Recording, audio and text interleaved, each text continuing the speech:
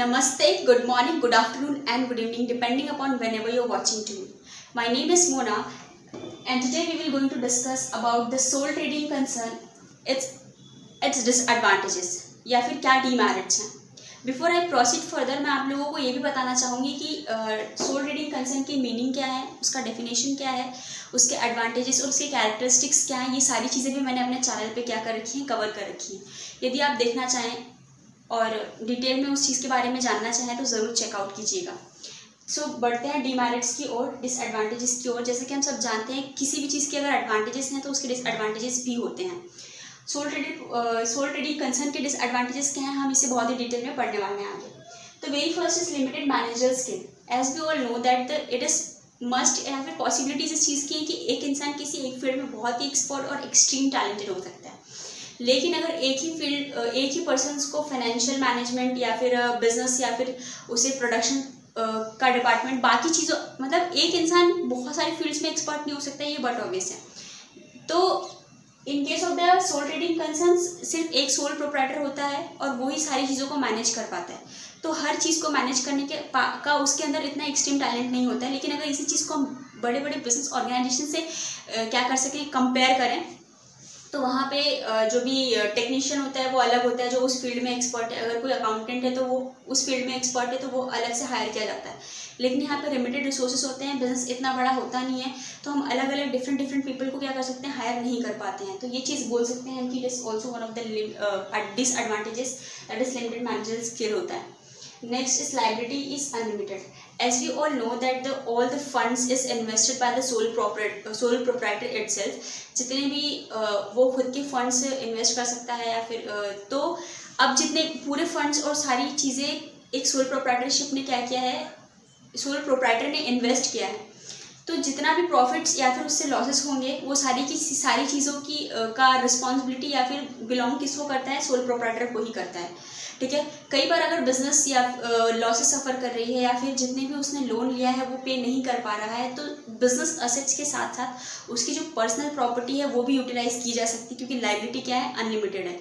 अगर बिजनेस की assets is not sufficient to pay off the liability, तो उसकी जो पर्सनल असेट्स हैं वो भी यूटिलाइज किए जाएंगे. तो ये वन ऑफ द डिसएडवांटेजेस हम बोल सकते हैं कि उसकी बिजनेस के साथ साथ उसकी पर्सनल असेट्स भी सिक्योर नहीं है अगर उसने कहीं से लोन लिया है या फिर वो लॉसेस सफ़र कर रहा है. Next, no separate legal status. Individual firm में क्या होता है कि सेपरेशन, ओनरशिप सारा मैनेजमेंट उसी के हाथ में है.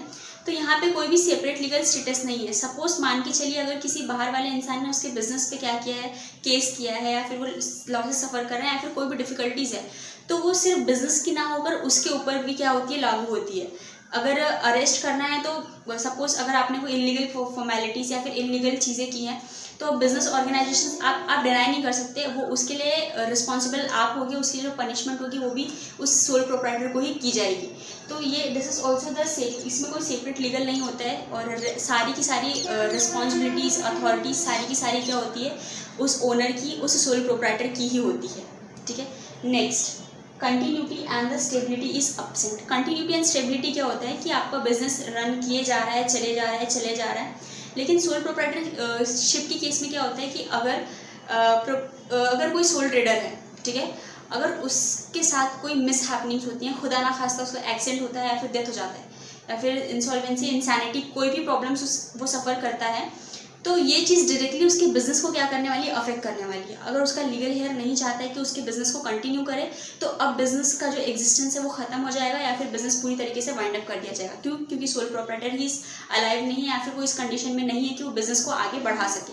ठीक है. तो this is all the meaning of continuity and the stability is absent. Next, capital is limited. As we all know that the sole proprietor क्या होता है कि जितने भी लिमिटेड फंड्स उसके पास होते हैं या फिर लिमिटेड बोरोइंग्स वो अपने फ्रेंड्स, फैमिली, रिलेटिव्स या फिर बोरोइंग्स जितने भी बैंक से जितने भी लोन ले सकते हैं, एक उसकी जो कैपेसिटी और वो जो बिजनेस और फंड्स को कलेक्ट करने की जो भी उसकी कैपेसिटी है वो एक एक्सटेंट पे आके क्या हो जाएगी, ख़त्म हो जाएगी. मतलब वो ज़्यादा से ज़्यादा फंड्स अगर करना चाहे तो कलेक्ट नहीं कर सकता. वो जितने भी उसके पास रिसोर्सेज है वो बहुत ही लिमिटेड है. तो ये चीज़ है कि कैपिटल इज लिमिटेड. अब कैपिटल जब लिमिटेड हो तो बिजनेस आगे एक्सपांड नहीं कर पाएगा. ठीक है.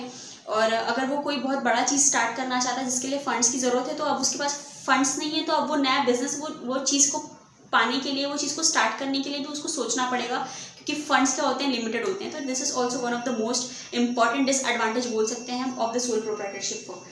ठीक है, स्पेशलाइजेशन इज नॉट पॉसिबल। जैसे कि मैंने पहले ही पॉइंट्स में एक्सप्लेन किया है कि एक पर्सन किसी भी चीज़ में, किसी भी फील्ड में एक्सपर्ट नहीं होता है, और यहाँ पे लिमिटेड फंड्स होते हैं, तो वो हर चीज़ के लिए नए नए एम्प्लॉयर्स को या फिर एक्सपर्ट्स को हायर नहीं कर पाता है। सारे डिसीजंस वो खुद लेता है, और एक पर्सन को ज़रूरी नहीं कि हर फील्ड का उतना बेस्ट नॉलेज हो, तो कहीं ना कहीं स्पेशलाइजेशंस नहीं हो पाते, क्योंकि उसके पास उस फील्ड का खुद के पास ही स्पेशल नॉलेज नहीं है। अब जब एक ऐसा पर्सन क्या कर रहा है, डिसीजंस ले रहा है regarding to the business and the management, जो उस फील्ड में खुद एक्सपर्ट नहीं है, या फिर उसे एक्सपर्ट या फिर स्पेशलाइज नॉलेज नहीं है, तो obviously specialization in particular business में भी पॉसिबल नहीं हो पाएगा। ठीक है, so next is suitable not suitable for the large scale operations. अब जैसे बड़े बड़े बिजनेस ऑर्गेनाइजेशंस जो चाहते हैं कि बिजनेस स्टार्ट करें, तो वो सोल प्रोप्राइटर की तरफ नहीं जाएंगे, क्योंकि इसके इतने बड़ा बिजनेस फॉर्म्स ऑफ ऑर्गेनाइजेशन आप स्टार्ट करना चाहते हैं, या फिर आप फंड्स के साथ, बहुत सारे फंड्स के साथ हैं, तो आप सोल प्रोप्राइटरशिप ये forms of business organization choose नहीं कर सकते, क्योंकि यहाँ पे बहुत ही छोटे स्केल पे बिजनेस होता है, बहुत ही लिमिटेड रिसोर्सेज हैं, लिमिटेड चीज़ें हैं, और अगर आप अपने बिजनेस को एक्सपांड करना चाहते हैं, तो वैसे फॉर्म्स ऑफ ऑर्गेनाइजेशन के लिए, वैसे टाइप्स ऑफ बिजनेस के लिए सोल प्रोप्राइटरशिप क्या है, सूटेबल नहीं है। Next, monotony. अब आप ही एक ऐसे इंडिविजुअल हैं जो आप अपना बिजनेस हैंडल कर रहे हैं, सारे डिसीजंस ले रहे हैं, उसके जो भी लॉसेस हैं या फिर बाकी चीज़ें क्या है हैंडल कर रहे हैं, तो आपके ऊपर रिस्पॉन्सिबिलिटी ऑफ एंड वर्कलोड हम बोल सकते हैं कि बहुत ज़्यादा बढ़ जाता है। आप उस बिजनेस आवर्स में तो काम करते हैं, उसके साथ साथ आप जब घर जाते हैं, बाकी चीज़ें करते हैं, तो उसके साथ भी आपके दिमाग में आपका बिजनेस ही चलता रहता है। तो जब एक अकेला इंडिविजुअल सारी चीज़ों को हैंडल कर रहा है, तो उसकी रिस्पॉन्सिबिलिटीज़, उसकी जो भी हम ये बोल सकते हैं कि जितनी भी रिस्पॉन्सिबिलिटीज है, सारे डिसीजंस, अकेला इंडिविजुअल बिजनेस को हैंडल कर रहे हैं, तो उसकी रिस्पॉन्सिबिलिटी क्या होती है, ऑटोमेटिकली बढ़ जाती है।